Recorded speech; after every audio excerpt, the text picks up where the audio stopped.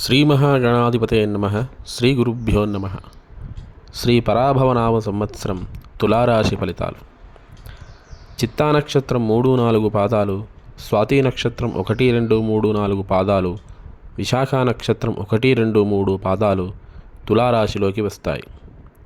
ఈ రాశి వారికి ఈ సంవత్సరం ఆదాయం 5, వ్యయం 14, రాజపూజ్యం 6, అవమానం 3.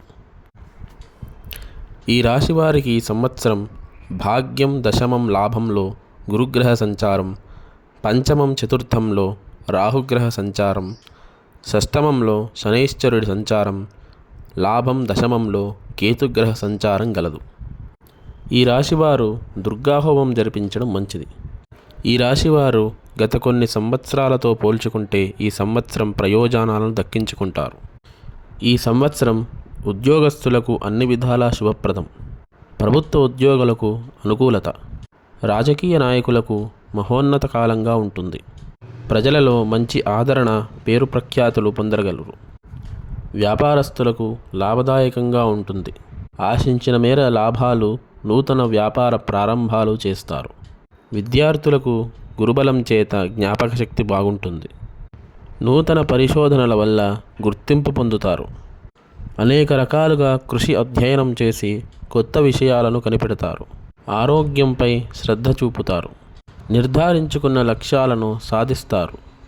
రోజువారీ బాధ్యతలను ఆధ్యాత్మిక మరియు వ్యక్తిగత అభివృద్ధికి అవకాశాలుగా మారుస్తుంది.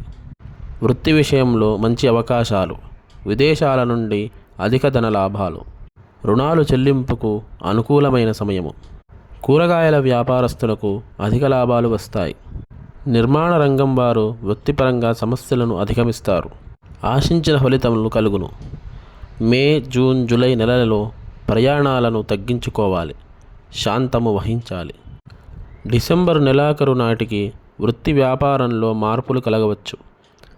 కలప వ్యాపారకులకు అధికంగా లాభాలు. ఈ రాశి వారికి అదృష్ట సంఖ్య 6 మరియు బుధ, శుక్ర, శనివారములు కలిసిన మరింత మంచి జరుగును. దుర్గా సుబ్రహ్మణ్య ఆరాధన చేయుట, నిత్యము శ్రీ వెంకటేశ్వరుని సుప్రభాతం వినుట లేక పఠించుట వలన కలిదోషములు తొలుగును. పూర్తి వివరాల కొరకు మరియు వ్యక్తిగత జాతకం కొరకు మమ్మల్ని సంప్రదించగలరు. స్వస్తి.